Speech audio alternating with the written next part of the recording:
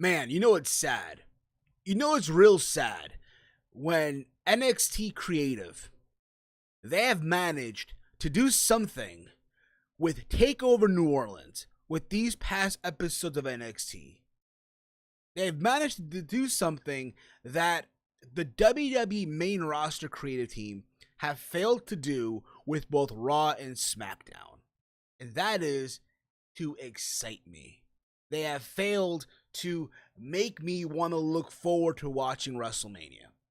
However, NXT, the creative team, they have actually excited me. They have actually made me want to look forward to watching TakeOver New Orleans this Saturday night. And I think for everyone in general as well.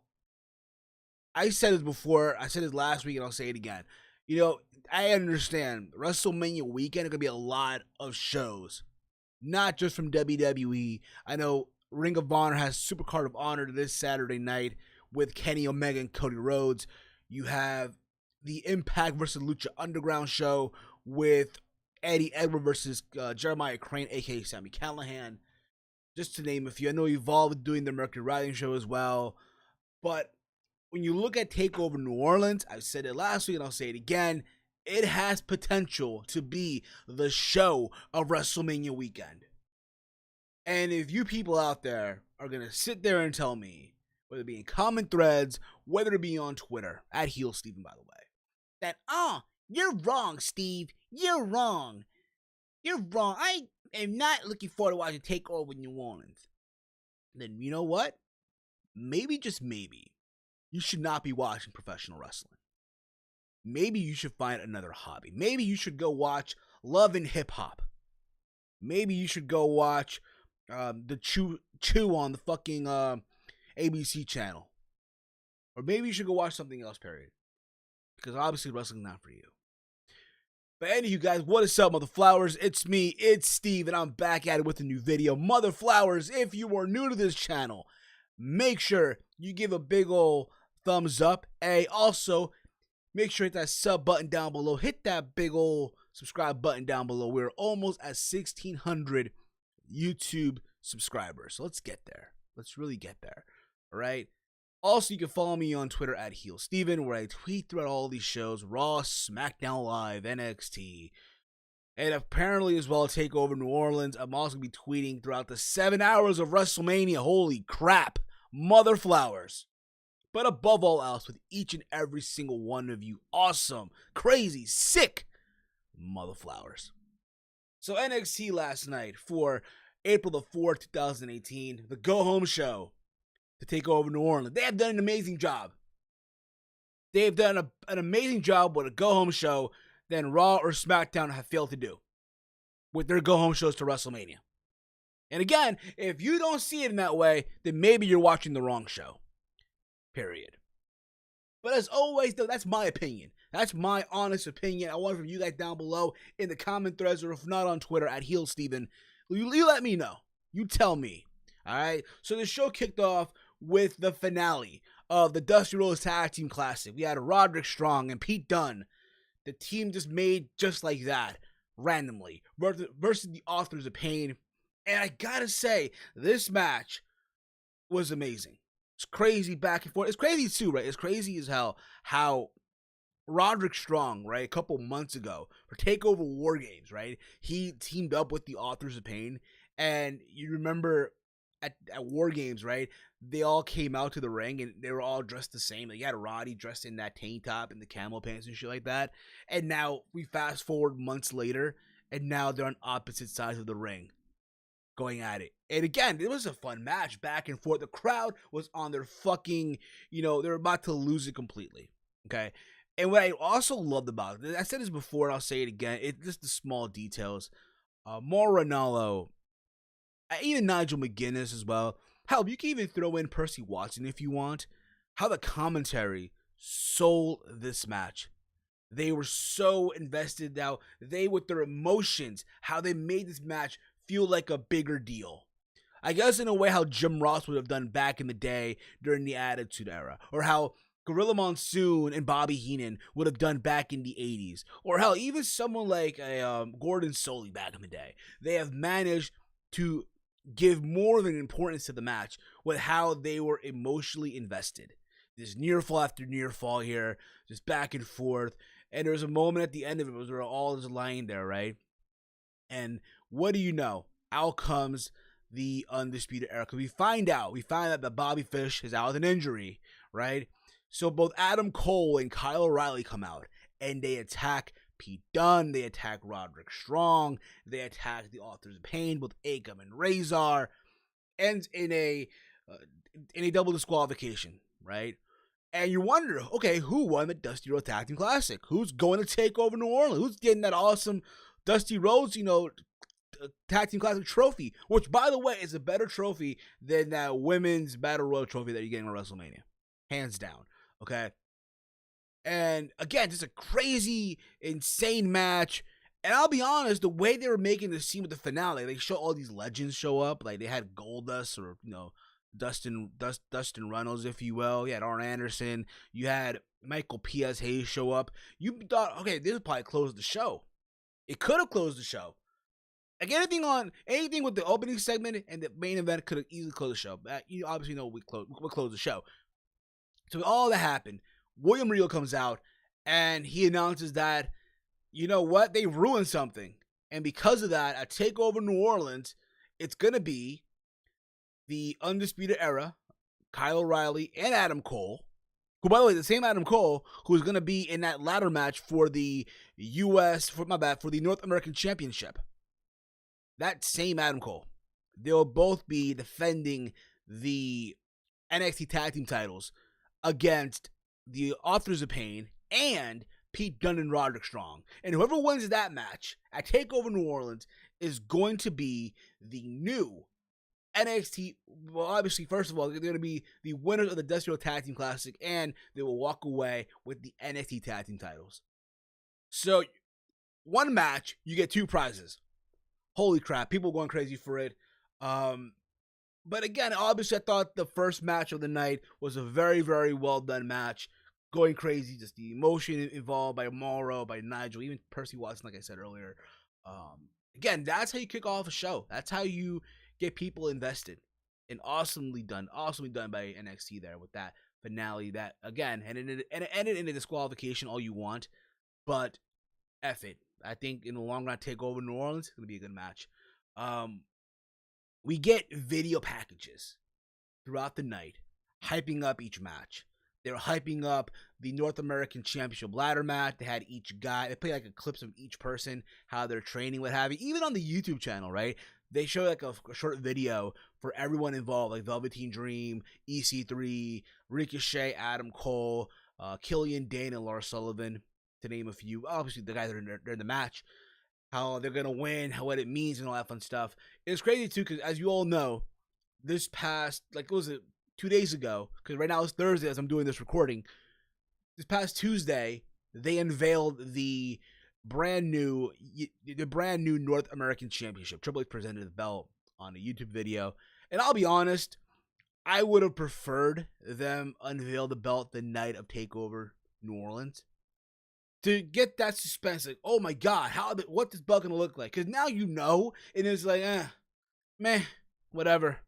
But again, if it was me, I would have much rather, have them, wait until TakeOver New Orleans to unveil that belt before the match, hang it up, and get everyone's reaction right there. That being said, my thoughts on the North American Championship. It has an old school vibe to it. Do I hate it necessarily? No, because I get it. Triple H is a fan of the old school. Complete fan of the old school, NWA, AWA. So it had a lot of Triple H influence, if you will. Now, for all of you that are hating on the bell, I get it. It's not your cup of tea. My Twitter's going like crazy right now. It is what it is, all right? But I get it. It's not your cup of tea. That belt isn't, what you would prefer. A lot of people were saying, oh, I would rather see a black strap over a brown strap. It has like a boxing feel. Slash old school vibe, if you will. Eventually, though, I feel like we'll grow into it. Like, you'll grow to love it, or, you'll warm up to it. Put it this way, right? A lot of people back in 2016 were crapping on the Universal Championship. I was there at SummerSlam in Brooklyn when they unveiled that belt. People were chanting, that belt sucks, new belt. They were singing tunes with the new belt, how crappy it was. But eventually, people were buying the replicas. People were, they warmed up to it. So I get the feeling somewhere down the road, everyone's going to warm up to it. Again, if it was me, I would have had a black strap or, a light green strap just to be different. But hey, it is what it is, okay? Take it for what it's worth. We had all these video packages hyping up that match, which I think will be a very, very anticipated match come TakeOver New Orleans. We then had Kairi Sane versus Vanessa Bourne. It was cool to see her again. I haven't seen Vanessa Bourne in a very long time. And they had a match. It was a short match. Didn't really go that far, if anything. It's cool to see that they're using women from the Mae Young Classic. It ended up with Kairi Sane getting a win. And there you go with that. We had a interview backstage with the media. Again, it's so cringeworthy with, I want to say, Lacey Evans. Lacey Evans talking about how she's a classy woman, talking down the current women on the roster. The usual shtick, right? And we find out that next week it's going to be Lacey Evans versus Kairi Sane at NXT. That should be a fun match to watch. Why the hell not? We also get a backstage segment with the Undisputed Era's Kyle O'Reilly and Adam Cole confronting Regal, how it's not right, it's not fair that Adam Cole now all of a sudden has to do double duty, right? Because again, Adam Cole is also involved in that ladder match at TakeOver New Orleans for the North American Championship. But now he has to defend the tag title with Kyle O'Reilly because Bobby Fish is out with an injury. So William Regal gave an option. Either you do that or Kyle goes at it on his own. Now, me being me, I'm going to say this right now. Yeah, Adam Cole pulling double duty. But let's think about this for a minute. Anyone that's followed Kyle O'Reilly, Adam Cole's career on the indie circuit, Future Shock is the NXT. We're getting Future Shock. Like currently, the NXT Tag Team Champions is Future Shock. Let that marinate for a minute. Granted, I get it. A lot of people as well would love to see Kyle O'Reilly, Adam Cole carry on that feud that they had in Ring of Honor NXT. I get that. So would I. But right now, I'm taking this right now. I'm enjoying it, what they're doing. And I get the feeling somewhere down the road, they're going to feud. And why the hell not? And once they do, I guarantee you, it's going to be one of the hottest feuds in NXT. Just like it was Andrade and Johnny Gargano, just like Kevin Owens, Sami Zayn, just like Neville versus Sami Zayn, just like it was with, I want to say, Ciampa and Gargano as well. And of course, we also had, speaking of which, we had a video package hyping up Gargano and Ciampa, which I must say right now was awesome, perfectly done. Amazing. Just hyping up the match. Gargano saying, want to know why he did it all this time. Just going back to how it all happened when they were both a tag team with DIY. When they won the tag titles in NXT, I think it was Toronto. When they beat the Revival. How that success, they lost the belt. And we see Ciampa turning on Gargano. Which I'm going to say this too. And this is me, of course. I get it. Johnny's a babyface now, all of you want. But I think, Johnny Gargano doesn't get nearly enough credit for his heel work. Because Johnny can also be a very good heel. If you guys watched him in Evolve or in Dragon Gate USA, you know what I'm talking about. That being said, this was very well done. And it just hits the point even more that, in my opinion, Gargano and Ciampa have to main event TakeOver New Orleans.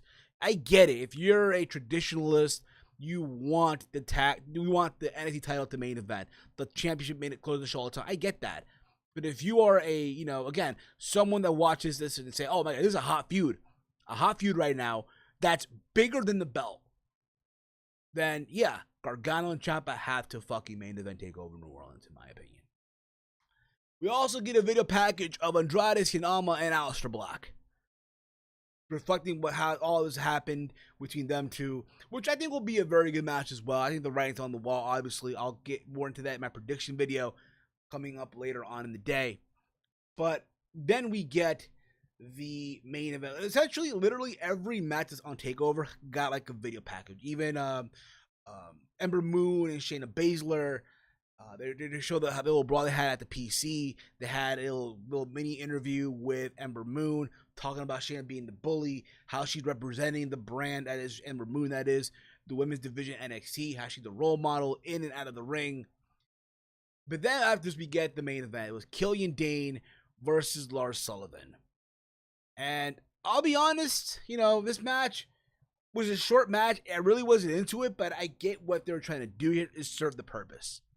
To hype up, to build up to the North American title ladder match coming up at TAKEOVER New Orleans.